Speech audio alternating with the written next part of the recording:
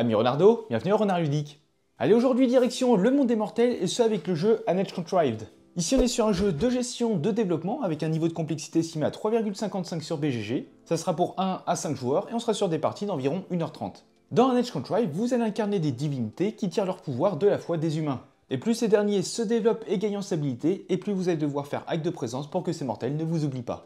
Et comme d'habitude, avant de démarrer la vidéo, n'hésitez pas à laisser le petit pouce bleu et à vous abonner si ce n'est pas déjà fait. Tout ça, ça permet de soutenir grandement la chaîne. Et sur ce, c'est parti. Concernant la mise en place, vous allez piocher autant de monuments qu'il y a de joueurs et ajouter le bâtiment du phare bleu. Ensuite, vous allez les préparer sur le plateau en plaçant l'armature en métal, les différentes structures et les jetons mécènes. Vous allez placer aléatoirement les jetons bonus de bâtiment en fonction du nombre de joueurs. Et vous ferez de même avec les jetons exploits qui iront sur la piste. Toujours en fonction du nombre de joueurs, vous allez trier les tuiles transmutation améliorées et vous allez les préparer par tiers. Chacun va récupérer un dieu et ses plateaux en positionnant les tuiles et les jetons actions selon leur numéro. Les deux tuiles de valeur 0 sont placées sur le côté. Vous placerez votre figurine sur une case de départ du plateau et vous placerez 2 énergies de chaque type dans une réserve. En fonction du nombre de joueurs, vous prendrez les ponts neutres, vous les mélangerez et vous les placerez aléatoirement face visible sur les chemins rompus reliant la région de départ de chaque joueur à la région centrale. Vous placerez ensuite les ponts neutres restants et vous en placerez un face visible sur chaque chemin rompu encore vide dans la région centrale. Et après avoir déterminé un premier joueur, vous êtes prêt à démarrer la partie.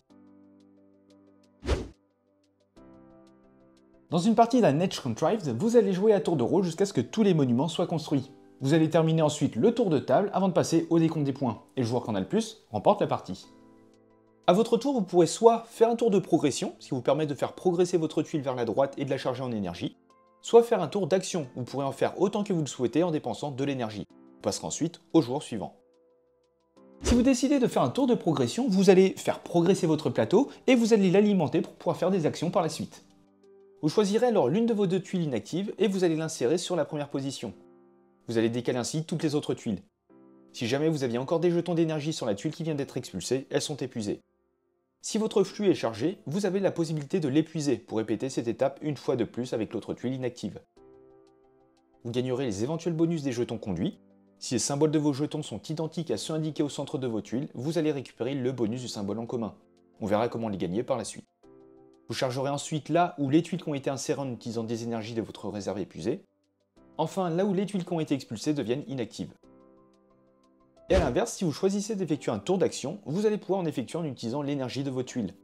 Vous allez choisir l'une de vos énergies se trouvant dans la rangée du bas de vos 5 tuiles, et vous allez la retirer pour effectuer l'action se trouvant juste en dessous. Et vous allez répéter ces étapes jusqu'à ce que vous ne puissiez ou voulez plus le faire. Vous pourrez donc faire un maximum de 5 actions. Allez, regardons à présent plus en détail les différentes actions possibles. Sur certaines de vos tuiles, vous allez retrouver cette icône qui vous permet d'utiliser toutes les énergies situées dans la rangée supérieure des tuiles représentées. Chacune des énergies que vous déployez pourront être placées à 3 endroits bien distincts. Dans la rivière pour récupérer des tuiles améliorées, sur un emplacement de monument vide pour participer à la construction de ce dernier et récupérer des bonus, et aux exploits si vous êtes éligible. Vous gagnerez ainsi des points de victoire en fin de partie. Avec cette icône d'action, vous pourrez recharger votre marqueur flux s'il est épuisé. Pour rappel, il vous permet d'ajouter une 2e tuile lors d'un tour de progression. Vous pourrez effectuer des déplacements. Attention, la barre verticale signifie que vous devrez choisir parmi l'une des options. Vous pourrez ainsi déplacer votre personnage sur le plateau, ou bien progresser sur les pistes monuments et civilisations de votre plateau joueur. On revient plus en détail sur ces notions par la suite. Avec cette action, vous pourrez réaliser jusqu'à 2 repositionnements de vos énergies sur le plateau. Ainsi, vous pourrez prendre une énergie provenant de la rivière ou bien d'un monument inachevé que vous allez pouvoir placer soit dans la rivière, sur un monument inachevé ou bien sur un exploit si vous êtes éligible. Et vous pourrez revendiquer de nouvelles tuiles depuis la rivière. Vous pourrez choisir jusqu'à 2 tuiles et vous devrez dépenser le coût indiqué avec des énergies présentes dans la rivière. La tuile nouvellement acquise va remplacer l'une de vos 7 tuiles que vous aviez déjà. Si vous la placez sur votre plateau, vous ne la chargerez pas en énergie. Vous ferez ensuite glisser les autres tuiles de la rivière avant d'en révéler une nouvelle. Enfin, chaque adversaire ayant au moins une énergie dans la rivière peut en placer une supplémentaire depuis sa réserve épuisée. Et cette tuile correspond en quelque sorte à un joker qui vous permettra de réaliser l'action de l'une de vos autres tuiles. Et lorsque vous posez la dernière énergie sur un bâtiment, cette partie sera automatiquement érigée à la fin de votre tour. À ce moment, chaque adversaire ayant au moins une énergie sur cette section de monument est un contributeur. Dans le sens horaire, en commençant par le premier contributeur à gauche de vous, il pourra soit récupérer là où les énergies indiquées sur la section de monument, ou bien activer l'effet de la tuile bonus à côté, et bonus qu'on voit juste après. Ensuite, chaque énergie présente de ce joueur sera épuisée ou bien activée. Chaque énergie possède un symbole qui est associé à une capacité. Quant au finisseur du monument, il devra garder au moins l'une de ces énergies qu'il va lier au bâtiment. Cela n'activera pas la capacité de l'énergie, mais ça vous permettra de marquer des points en fin de partie. La section sera ensuite construite en fonction du numéro indiqué sur la tuile. Il faut savoir que lorsque vous liez votre deuxième énergie à un même monument, vous allez récupérer le jeton mécène du monument. A noter que vous ne pourrez en avoir qu'un seul devant vous. À la fin d'un de vos tours de progression, si vous possédez un jeton mécène, vous pourrez construire la section visible au sommet de la pile de n'importe quel monument. Comme d'habitude, vous commencerez par résoudre les contributeurs comme vu précédemment, puis vous construirez la section du monument. Aucune énergie n'est liée à cette étape. Passons sur les différents types de symboles. Alors comme dit précédemment, lorsque vous allez récupérer une énergie lors d'une construction, vous allez pouvoir l'activer en fonction de son symbole. Les boussoles activées pourront être placées dans la rivière, sur un emplacement disponible d'une section de monument, ou bien sur un exploit auquel vous êtes éligible. Les aimants pourront être chargés sur un emplacement vide d'une de vos 5 tuiles. Les roses pourront être épuisées pour déplacer au choix votre dieu de 2 cases, avancer sur la piste monument ou bien civilisation de 2 cases. On voit ces notions de déplacement un peu plus tard. Et enfin, votre énergie de joker qui n'a pas vraiment d'activation possible lorsqu'elle est récupérée, mais qui pourra être placée sur n'importe quel emplacement de monument vide, qu'importe le symbole. Concernant les bonus, vous pourrez éventuellement en gagner lors de la construction d'un monument. Avec ce symbole, vous pourrez construire votre pont de plus petite valeur que vous placerez sur un emplacement dédié, et cela permet de débloquer les capacités de votre dieu. Et à noter que votre troisième pont vous permettra de gagner des points en fonction d'une condition. Vous pourrez gagner un jeton action amélioré que vous placerez en bas de votre plateau. Ces jetons sont associés à un emplacement bien spécifique, et vous ne pourrez pas prendre d'amélioration si vous avez déjà un jeton sur le même emplacement. Vous pourrez gagner un jeton conduit que vous placerez en haut de votre plateau. Pour rappel, vous pourrez gagner des bonus lors d'un tour de progression si vous alignez les symboles de même type. Et parlons rapidement de cette piste d'exploit. Vous en aurez 5 différents qui vous octroieront des points. Vous aurez cependant une condition que vous devrez respecter à chaque fois. Vous devrez par exemple posséder 3 jetons conduits, ou bien 3 actions améliorées, vous devrez avoir 3 énergies liées dans une région, etc. Si vous êtes éligible, vous pourrez au cours de votre action placer l'une de vos énergies sur l'un des 2 emplacements vides. A noter que vous ne pouvez lier qu'une seule énergie à chaque exploit, et que vous ne pourrez lier qu'une énergie de chaque type. Vous pourrez ainsi gagner 5 points de victoire pour une partie à 3 joueurs ou plus, ou bien gagner 2 points pour chacune de vos énergies liées du type correspondant sur le plateau. Et maintenant, revenons sur les déplacements possibles. Vous pourrez tout d'abord déplacer votre dieu. Il faut savoir qu'il ne peut se déplacer que dans la direction dans laquelle il regarde. Si vous faites face à un embranchement, vous pourrez choisir une direction, mais pas faire demi-tour. Et si votre dieu doit avancer mais qu'il ne peut pas le faire, il se retournera et repartira dans l'autre direction. A noter que vous pourrez partager la même case qu'un autre dieu, mais si vous le souhaitez, vous pourrez sauter cette case, allongeant ainsi votre déplacement. Et si vous arrivez ou passez par-dessus un pont, vous pourrez immédiatement obtenir son bonus. Et parfois, vous allez pouvoir avancer sur les pistes monuments et civilisations. Si la piste correspondante est vide, vous dépenserez un déplacement pour prendre une énergie épuisée pour la placer sur la case la plus basse. Pour chaque autre déplacement, vous ferez progresser cette énergie. A noter que vous ne pourrez jamais avoir plus d'une énergie par piste. À tout moment, lorsque vous devez avancer votre dieu ou avancer sur l'une des pistes, vous pouvez lier un jeton énergie pris sur la case la plus haute. Ça vous permet de lier cette énergie sur un monument, avec la piste monument, ou bien de la lier sur un emplacement pilier, où se trouve votre dieu ou bien l'un de vos ponts. Et attention, vous ne pourrez lier qu'une énergie à chaque pilier d'une zone, et certains emplacements seront bloqués en fonction du nombre de joueurs. Et vous allez ainsi enchaîner les tours jusqu'à ce que tous les monuments soient construits. Vous allez terminer le tour de table et vous allez passer au décompte des points. Pour cela, vous allez marquer les points en fonction de paires d'énergie du même type débloquées. Vous gagnerez les points en fonction du nombre d'énergie que vous avez lié à chaque monument, des points pour chaque énergie que vous avez liée à un pilier de la civilisation, les points de votre troisième pont, les points de la piste d'exploit, et enfin un point par énergie dans la rivière. Et le joueur avec le plus de points remporte la partie. En cas d'égalité, c'est le joueur qui a lié le plus d'énergie qui l'emporte, et si l'égalité persiste, c'est le joueur qui a le plus d'énergie dans la rivière. Et on se retrouve comme d'habitude pour quelques tours de jeu afin de mettre un peu toutes ces règles en application. Alors ici on a une mise en place de joueurs, à noter que j'ai positionné les plateaux joueurs sur la droite du plateau principal, du fait du manque de place.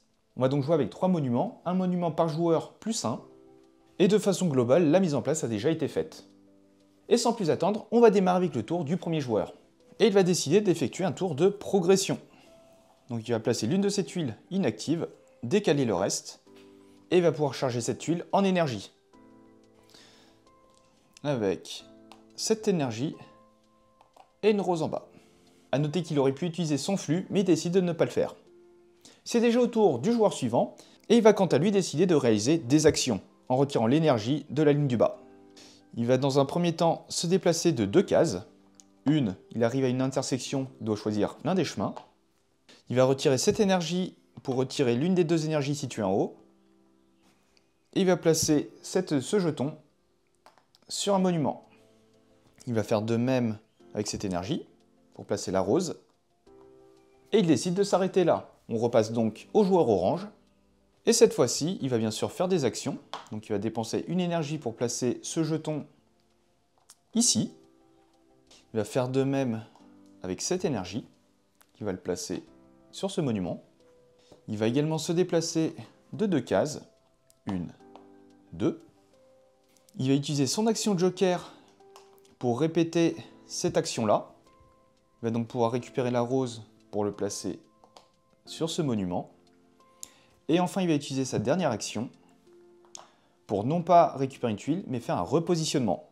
Il va pouvoir récupérer cette énergie qu'il va placer sur le dernier emplacement du monument. Ici, on a donc 2 constructions. On va commencer par ce monument-là. Le joueur vert a le choix entre récupérer ces 2 jetons depuis la réserve ou bien d'activer la capacité associée au monument, c'est-à-dire poser l'un de ces ponts. Et c'est d'ailleurs ce qu'il va faire. Il va récupérer ce pont-là qu'il va placer à cet emplacement et il va pouvoir récupérer ces différents jetons. Il va récupérer l'aimant qu'il va placer à ce niveau-là et il va récupérer la rose pour encore une fois déplacer son héros de 2 cases. Il s'arrête sur le pont et il va donc pouvoir activer l'effet de celui-ci, qui lui permet de récupérer, de revendiquer l'une des tuiles gratuitement. Et il va décider de récupérer cette tuile. Cette dernière vient remplacer l'une de ces 2 tuiles et il va supprimer celle-ci. Au passage, lorsqu'il a posé son pont, ça lui a débloqué une capacité, qui lui permet à chaque fois qu'il utilise une énergie Joker, d'effectuer une action Joker. On continue, c'est donc au joueur orange de choisir un bonus, donc soit de poser un pont, soit de récupérer les 2 tuiles. Et c'est d'ailleurs ce qu'il va décider de faire.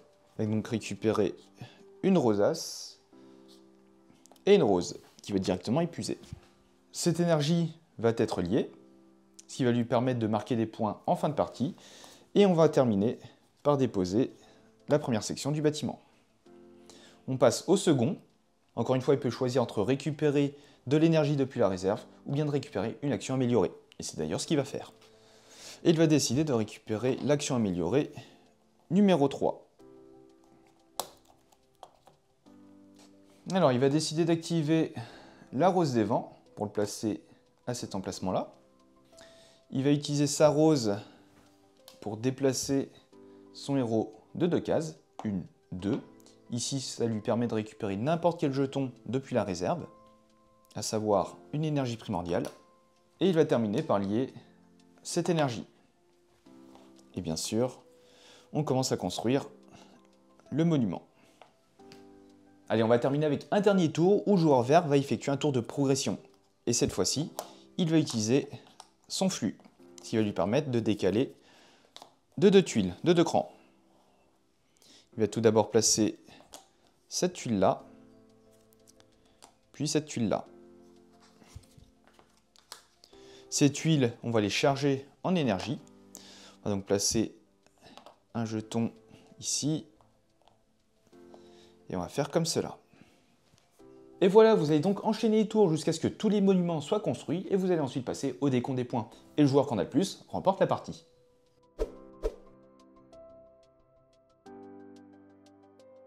Et voilà, c'est la fin de cette vidéo. Un grand merci à vous de l'avoir regardé jusqu'au bout. Si le jeu vous a plu et que vous souhaitez soutenir la chaîne, n'hésitez pas à utiliser le lien qui est en description. Et comme d'habitude, vous pouvez très bien laisser un petit pouce bleu, commenter et vous abonner. Ça nous fait toujours plaisir. Et sur ce, on se retrouve dans une prochaine vidéo. Ciao!